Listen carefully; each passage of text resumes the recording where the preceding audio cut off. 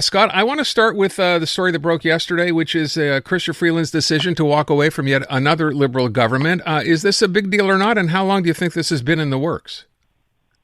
It feels like maybe a little while because there's this diplomatic post, or at least, this envoy post where she's going to be, the Prime Minister's special representative for Ukraine reconstruction, which is kind of convoluted. Yesterday was a bit messy, I thought, right? Like there was something, having worked in the Prime Minister's office and then watching how it went down, something was off. Like just in the way that they got that out. I think maybe they were planning to do it as part of a broader suite of diplomatic announcements or something. So at first they thought, like, maybe we'll hang on to it or not confirm. And then anyway, it was just a bit messy. I have to say it's not that surprising. And we should give her due. She was elected in 2013. For 10 years, she dominated the Trudeau government, as Foreign Affairs Minister, Finance Minister, Deputy Prime Minister. And I think when you spend that long being really at the heartbeat of a government, when you are the COO, and, then you find yourself, there's a new Prime Minister, you got a job, but it's not the job.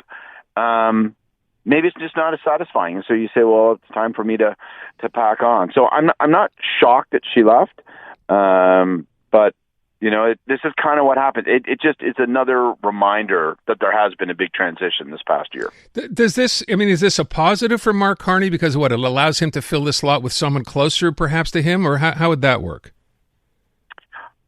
Well, I actually don't think it's that counts a lot one way or the other. I mean, one of the things we've learned about Carney in this early days of his government, it is that you can describe this government, I think, with two words: Mark and Carney. Like there isn't a whole hell of a lot else going on. He's the show, and he's going to have to figure out, I think, in some ways, how to make room for others and how to delegate to others, and so on and so forth. But it wasn't like Chrystia Freeland was a problem for him. All these people, I hear them say, well, there's a bunch of Trudeau-era ministers hanging around. I don't know. It doesn't feel like the Trudeau government. They don't have the same priorities.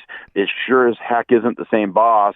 And so I don't know that it's that big a difference one way or the other. If she had stepped down, I would say that it was a bigger deal, stepped down as a member of parliament, because then you would have a by-election in downtown Toronto. That is a riding that is traditionally held when the Liberals held it, when the Conservatives held it. It is traditionally harbored as a destination for star candidates. That's where you bring in like somebody who's going to be a real crackerjack senior minister, just like for her. So it'll be interesting to see if she does decide sometime between now and the next election to step down. All right, let me move on and talk about the other story today, which is the federal government focusing on the notwithstanding clause where it comes to its argument, I guess, on Bill 21. But first of all, Alberta comes in today and says it will defend the notwithstanding clause, and they're not going to be alone in this. So what are we expecting to happen here? Well, I mean, look, I think it's reprehensible. I think this argument that, notwithstanding clause, what a wonderful thing. It's a really important element of the Constitution so that we can override people's personal rights. Like it is, it exists in Pierre Trudeau did it with a knife to his throat because it was the only way he gets the Charter of Rights passed and bring the Constitution home. But it is inherently in conflict with everything about the Charter of Rights. If it's a Charter of Rights, which are things that are inherent and ought to be yours by claim, then they ought not to be overridden. And they ought not to be overridden by a majority vote. So we'll have this argument, and I'm sure they'll say, well, it is a function of the Constitution. Alberta's interest is that it wishes to preserve the right to override people's rights so that it can enforce majoritarianism. That's what's happening in Quebec. I think it's wrong.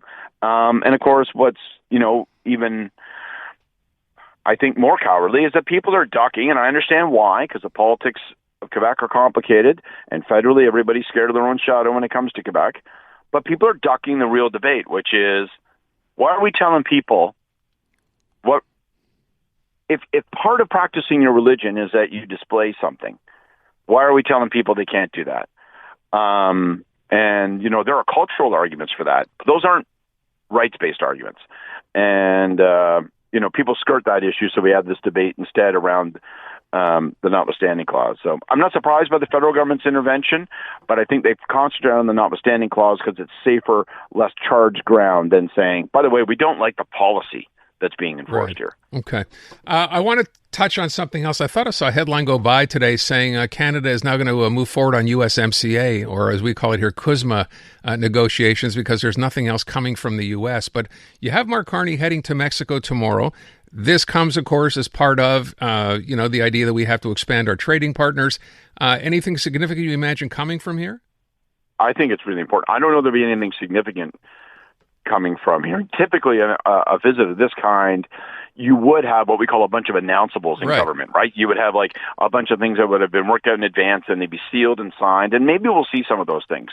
But I think in this current moment, given the turbulence with trade, given the uncertainties about North American free trade, I think fundamentally this is about trying to restore health to the relationship between Canada and Mexico. There's been some real rough water in the early days of Trump's election when he decided he was going to toss tariffs everywhere. You heard the Premier of Ontario and others go, we should just screw Mexico. Let's cut our own deal. Mexico's different. It's kind of more like a developing world type economy that has really low wages. We're more akin to them. So let's just isolate Mexico. We'll cut our own deal. Let their auto sector take it in the throat. That's really what's going to bother Trump. Of course, it hasn't worked out that way. So now we need their friendship. Now we need to make certain that we preserve North American free trade, because that is for sure what Trump is coming for next. That way he can charge more customs duties right across the board on all kinds of products and services. So we need to have common cause with Mexico. And I think a lot of the purpose of this trip isn't so much to sign new deals, get new